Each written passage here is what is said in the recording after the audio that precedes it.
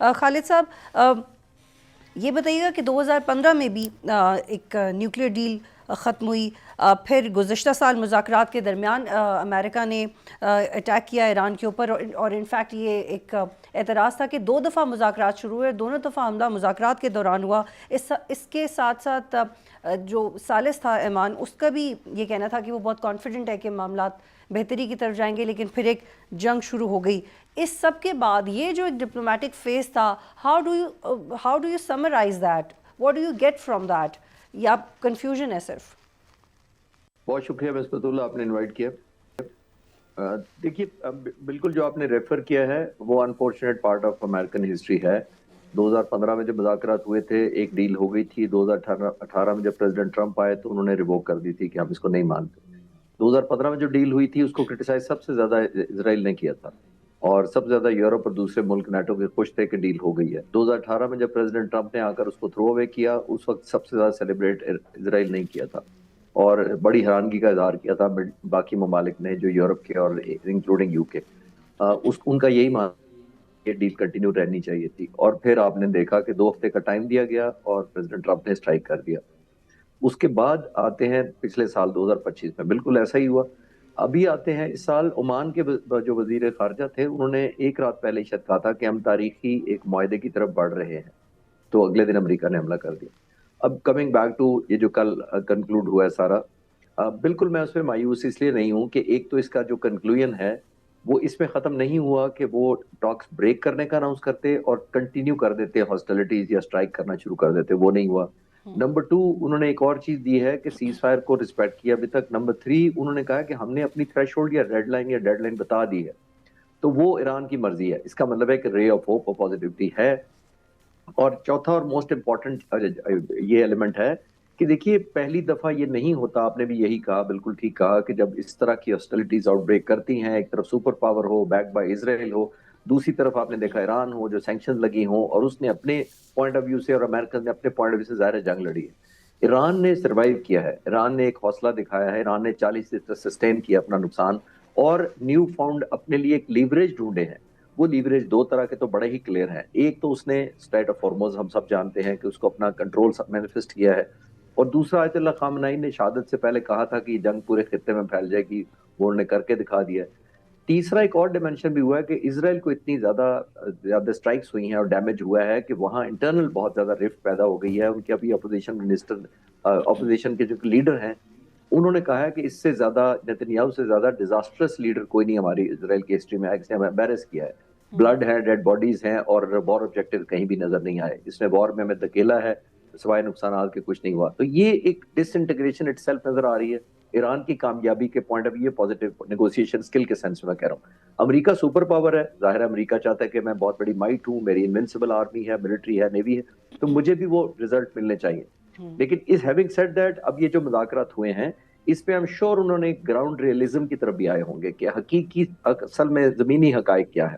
اپنی ایک ہوتی ہے وش لسٹ اور ایک ہوتی ہے مسٹ لسٹ۔ وش لسٹ لے کر آئی ایم شور وہ آئے ہوں گے، اور اب ان کو مسٹ لسٹ سمجھ آئی ہوگی ایک دوسرے کی کہ کہاں تک وہ جا سکتے ہیں، کون سے ملک، کون سے کتنا کمپرومائز کس ملک کو کرنا پڑے گا۔ آئی تھنک ابھی بھی بڑی پازیٹیو ہے، رے آف ہوپ ابھی بھی ہے، مجھے ڈس اپوائنٹمنٹ نہیں ہے۔ اور سب سے زیادہ ہمیں پاکستان کو اور ہماری جو ملٹری پولیٹیکل لیڈرشپ ان کو کریڈٹ جاتا ہے کہ انہوں نے اتنے ڈائیورجنٹ خیالات کے ساتھ اور وار آبجیکٹیوز کے ساتھ 2 ملکوں کو پلیٹ فارم کو آبویسلی ایک پلیٹ فارم دیا اور ایک پیس بروکر کے طور پر سامنے آئے۔ ٹھیک ہے خالد صاحب، آپ میں ساتھ ہی رہے گا۔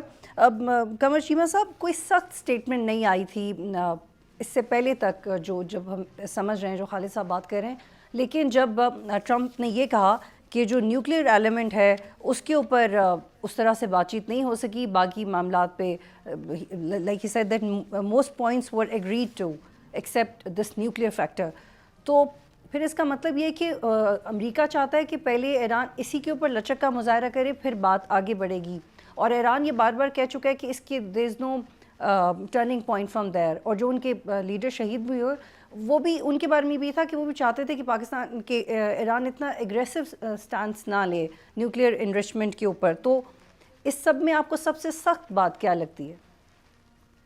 دیکھیں، سوال یہ ہے کہ کیا فنڈامنٹلی ایران کے پاس حق ہے کہ وہ سویلین نیوکلیئر ٹیکنالوجی کا حصول کر سکتا ہے کہ نہیں کر سکتا؟ اگر تو کوئی ملک یہ کہتا ہے کہ بھائی یہ نہیں کر سکتا تو میں سمجھتا ہوں کہ دیٹ از انفیئر، کیونکہ as per international law, as a member of the international atomic energy agency, ان این پی ٹی کے بھی وہ ممبر ہیں، ان کے پاس حق تو ہے اپنا.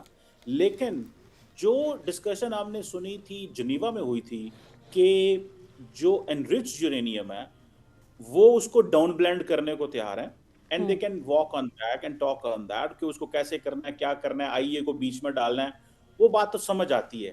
اگر تو ایران یہ کہہ رہا ہے، مان رہا ہے کہ ہم جو انرچ یورینیم ہے اس کو ڈاؤن بلینڈ کرتے ہیں اور امریکنز کہتے ہیں ٹھیک ہے، اور اگر ایران یہ کہہ رہا ہے کہ نہیں سویلین نیوکلیر انرجی ہمارا حق ہے، یہ ہم سے سارا کچھ چھینا نہ جائے، تو یہ بھی ان کا حق ہے. اور اگر امریکہ یہ کہتا ہے کہ نہیں یہ آپ کو حق بھی نہیں دینا، تو ظاہری بات ہے یہ فنڈامنٹل ایک رائٹ ہے ان کا جو ان سے ڈینائی نہیں آپ کر سکتے. دنیا کے تمام ملک جو ہیں وہ سویلین نیوکلیر انرجی کے اوپر کام کرتے ہیں، ہیلپ کی گئی ہے. اور اگر آپ ایز پر آئی اے، آپ کو یاد ہوگا کہ جب امریکہ نے اس پہ حملہ کیا ایران کے نیوکلیر پروگرام پہ، تو فرانس نے بھی اس کو مجھے یاد ہے کنڈیم کیا تھا، بہت سارے ویسٹرن ملکوں نے کہا تھا کہ نہیں یہ نہیں ہو سکتا. سو سوال یہ ہے کہ بات کیا ہو رہی ہے، بات اس طرح سے سمجھنے کی ضرورت ہے.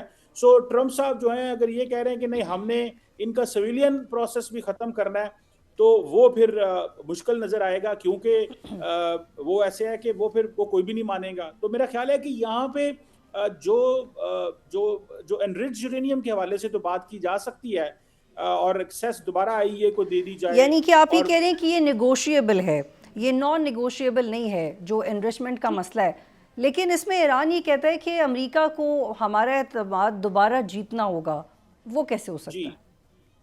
دیکھیں وہ بات تو ان کی صحیح ہے کہ 2 دفعہ بات ہو رہی تھی اور پھر لڑائی شروع ہو گئی.